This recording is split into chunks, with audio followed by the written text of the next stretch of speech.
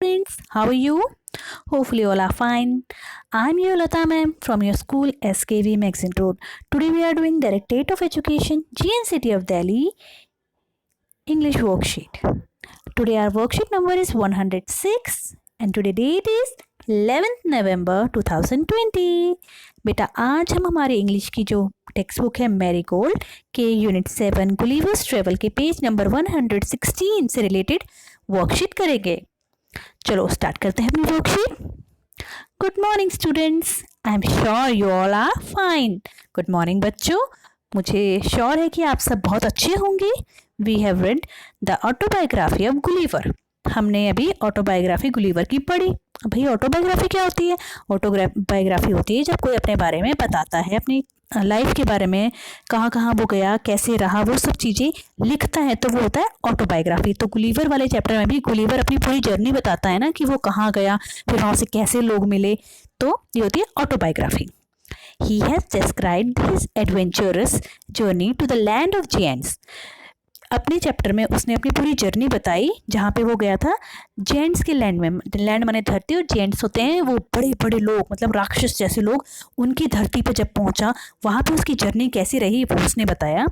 Where he came across many giant things, और वहाँ उसने बहुत बड़ी बड़ी चीज़ें भी देखी। लोग तो बड़े थे ही, साथ में और जो चीज़ें होती वो भी सारी बड़ी बड़ी थी। Gulliver's travel is an autobiography. जो हमारा चैप्टर है गुलिवर्स ट्रेवल, ये एक ऑटोबायोग्राफी है। ऑटो मीन्स सेल्फ, ऑटो का मतलब होता है सेल्फ, मतलब खुद, और बायोग्राफी मीन्स लाइफ स्टोरी, और बायोग्राफी का मतलब होता है अपनी स्टोरी, लाइफ की स्टोरी, लाइफ की हमारी कहानी। तो अपनी सेल्फ माने खुद की कहानी बताना, कहानी लिखना is an autobiography. So an autobiography is the story written by a person about his life events. तो ऑटोबायोग्राफी एक स्टोरी हुई जब कोई पर्सन अपने खुद के बारे में बताता है, अपनी लाइफ के बारे में बताता है। चलो अब आते हैं हम थोड़ा सा आगे ए पर। Are you interested in writing an autobiography? क्या आप भी अपनी ऑटोबायोग्राफी लिखने के लिए इंटरेस्टेड हैं? Let's start with an activity. चलो हम भी अपनी ऑटोबायोग्राफी लिखते हैं एक एक्टिविटी से। ऑल अबाउट मी, और एक्टिविटी का नाम क्या है? ऑल अबाउट मी, मतलब सब कुछ मेरे बारे में। Here you can write about yourself. तो यहाँ पे कुछ चीज़ें दे रखी हैं, देखो ये तो इन चीज़ों में हमें अपने बारे में लिखना है। जैसे आई, पहला ये आई वॉज बॉर्न ऑन, मैं इस टाइम पैदा हुआ था, या इस समय पैदा हुआ था। तो यहाँ पे अपनी डेट ऑफ बर्थ लिखनी है कि आपका माना कौन सा महीना है। मैंने लिख दिया डेट ये थी, महीना मेरा अगस्त हो गया, साल मेरा 2000, आपका किसी का 9 होगा, किसी का 10 होगा, तो आपको ऐसे लिखना है। उसके बाद है माई फैमिली, तो यहाँ पे अपनी फैमिली के बारे में लिखना है। यहाँ पे अपने फादर का नेम लिख सकते हैं, मदर का नेम लिख सकते हैं, ठीक है। और अगर हम इस पर आए, यहाँ पे है my name and my photo, तो यहाँ पे आपको सबसे ऊपर अपना नाम लिखना है और अपनी फ़ोटो चिपकानी है, ठीक है बेटा। अब हम बढ़ते हैं थोड़ा सा और आगे। उसके बाद है आई एम स्पेशल बिकॉज, मैं बहुत स्पेशल हूँ। क्यों?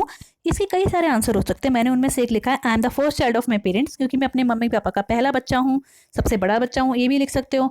आई एम काइंड हार्टेड, मतलब मैं बहुत दयालु हूँ, काइंड हार्टेड, ठीक है। स्पेलिंग मैंने यहाँ पे लिख दी है।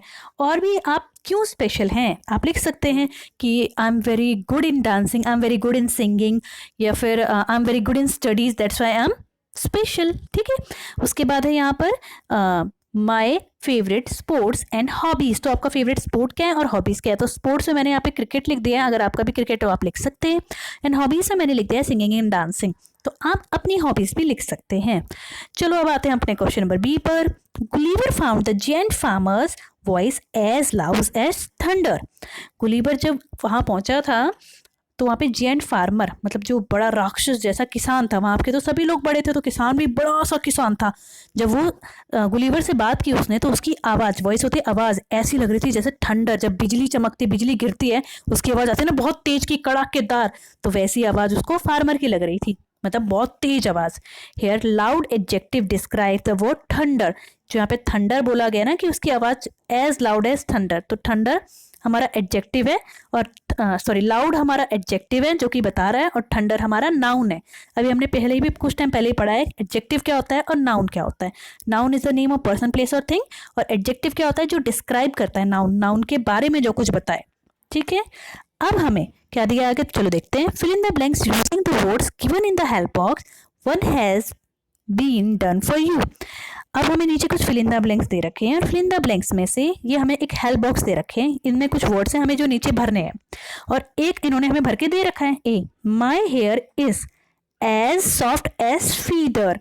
इसका मतलब है जो मेरे बाल हैं वो फीदर यानी पंख जैसे सॉफ्ट हैं। तो ऐसे हमें आगे भी करना है, तो मैंने यहाँ पे कर दिया है। देखिए बी में मैंने लिखा है रोहन इज एज, तो यहाँ से मैंने इसको छाट लिया ब्रेव एज लॉयन। रोहन तो शेर के जितना बहादुर है, शेर के जैसा बहादुर है। Her teeth are as white as snow, उसके दांत तो क्या बोलते हैं उसे बर्फ जैसे सफ़ेद है। My grandmother is as gentle as lamb, तो मेरी ग्रैंड मदर लैम्ब शिप के बच्चे को लैम्ब बोलते हैं, लैम्ब जैसी ही जेंटल है। Shabnam walks as slow as snail, जो कोई स्नेल है, स्नेल ना बहुत आराम से चलता है, तो शबनम भी स्नेल के जैसे बहुत आराम से चलती है। और Gurmeet runs as fast as cheetah, और गुरमीत चीते के जैसे बहुत तेज भागता है। तो बेटा ये तो हमारी आज की वर्कशीट हो गई है। अब चलो थोड़ा सा और देखते हैं आज हमें क्या दिया गया है।